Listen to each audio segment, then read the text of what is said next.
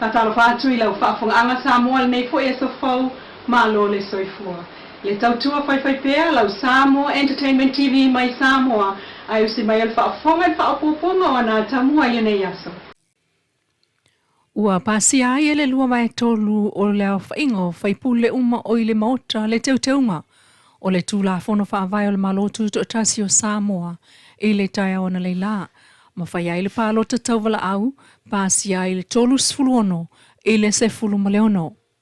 Lango ina le lua vai tolu, e tong wha tolu o le tatou Tulafono whaavai, tutulai mai.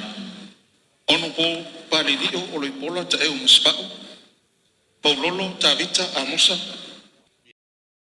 O le whaiungan leo tatou pālota wala au, whai tong wha tolu tatou teuteuina o le tatou Tulafono tau whaofi o teuteuina o le whaavai, luo lima, o la tau e lango ina le teuteuina o le whaavai, tolu sfuono.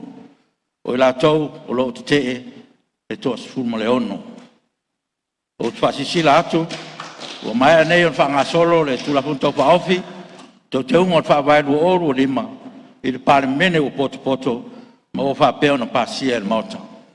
Ma whaasolo nei I le Tulafono tau whaofi o teuteuina o Tulafono whanua masua whalu o lua lima, I lona whaitaunga whaatolu, ma whaapena fo na pāsia I le so. O le lua vai tolu o le pāle mene pāsia I se teuteuina o le whaavai o Samoa, le ana afuai le vaenga o le fontanga le pāle mene o lātou whaafonga mai iai I le tai awana Leilua.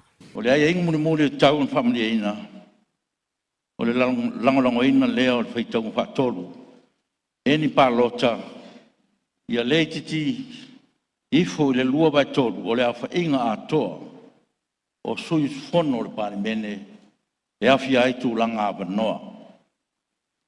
O le whatino ina o fisile o whaitong wha tolu si pālota wala au. E au pēo na o wha manino mo le sila fia e le pa ia o le pāle mene e wha pēo.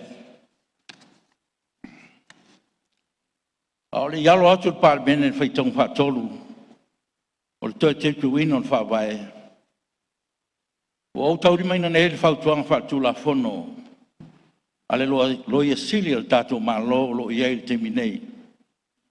Tu sai o se whaatalo sanga le whongwhitalai. Ina sei whamanino a tili, le vaenga se lau ma le iwa le whaavai, o le Maulolo tuto o tasi o Samoa, o lo whaurutala ina, o le toe teuteuina o le whaavai. Ma o whautuanga la le nei. O le toe teuteuina o le whaavai, e mo o mia le langolangoina e ni pālota, ia le titi le lua vai tolu o le au whainga atoa. O le upo fia whaamawhaina au whainga atoa, o suius fono o le pāre mene, e au fia ai matūlanga awanoa. O ai suis fono le parlemene. O suis fono le parlemene, o lo fa manino mai el vai nga fasu fa. Pui tasi el fa vai el malo tuto tasi o Samoa. O se sui filfilia e to tasi.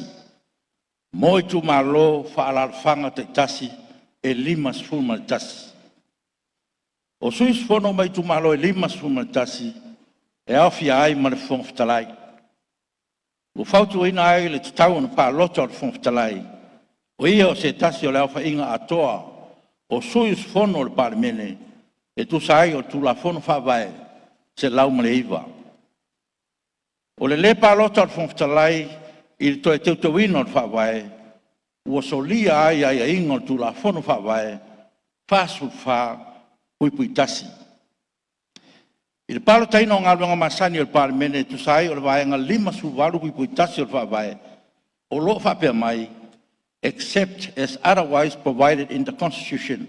O I tonu lava le I aina mata upu le se lau ma le iwa o le toe teuteuina o le whaavai. O hoi nei ngalo, e le o le iloa le pālota o le fonftalai. O lo wha leo nei te iwa tutusa se pālota. O ni pālota I ngā luenga masani o le parlemene. O ina, e whaatino ai le pālota o le fonftalai. Le pa iai o le parlemene, wha mone mole. O lo iai fo I le tu malo o le fonftalai. I to tonu o le lima sutasi I tu malo le ta ua I le tulafono whawai. Mai fia whai foi se sao se o tu malo I le palo taina o le toe teuteuina o le whawai. E ui na pese I e fōuri nei la sanga.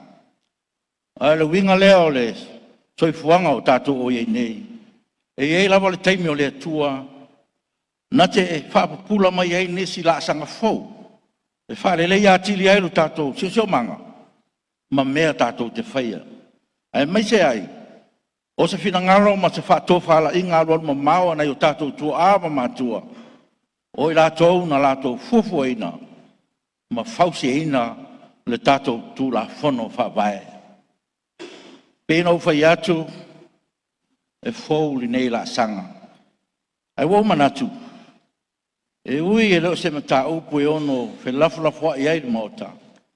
Au e ai lava lo manatu. O te tā pāpea te whina ngalo o lau whionga le te tai re tuangai.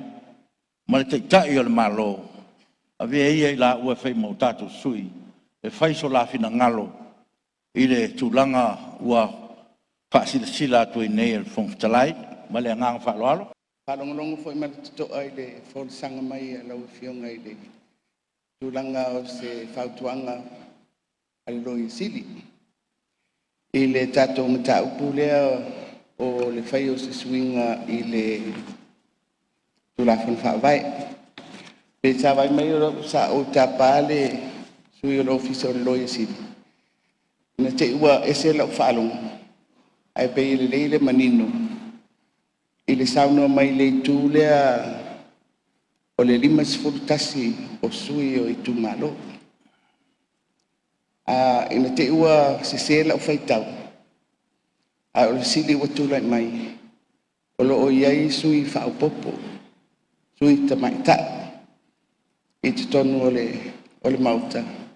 O lo tā ua foi lato o sui whaipole. Pena o si vala lea lau whionga le whongtarai. O lo fia malam na mai. Paftai lo whionga le matai palmi. O lo iai lava lea whai o sui tamaita I tonu o le palimene leo iai taimini nei. E 5 sutonu. Ai ona o le whaamanino ina, o le whauinga ina, o le upu sui fono. Le tā ua I le vaianga sa lauma le iwa. Le whaamanino mai ai. Ia o sui ia o I tu malo e 5 sutasi. Ia alo o iai is whamtalanga I lalo I fulava. O lo o iai fo I masui tamaitai e peona iai teimini nei. O le whasaonga le lau peonga tamaitai palmia. Ia, tule mai lau whionga ni, te tere tuangai. Vavtalai o suia te maitai to lua whaapopo o suia mai tu malo ela te mata lalo whaavai nai olo o ai iai e sui whaapopo ia o le whaavai fo I nai olo o mai ai e a fua o na ta o mai whaavai le 10%.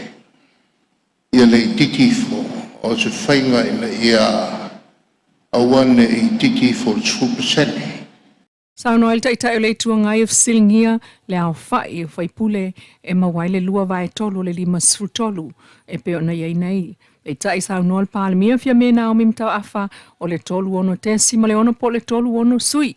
Ai o le palo tai o le fonga whetalai e mulmulta ia pēl whautuanga a le loia si. Sai lau whafonga le tautua whai pēa le Samoa Entertainment TV mai Samoa ili nei fo I tula mana tamua.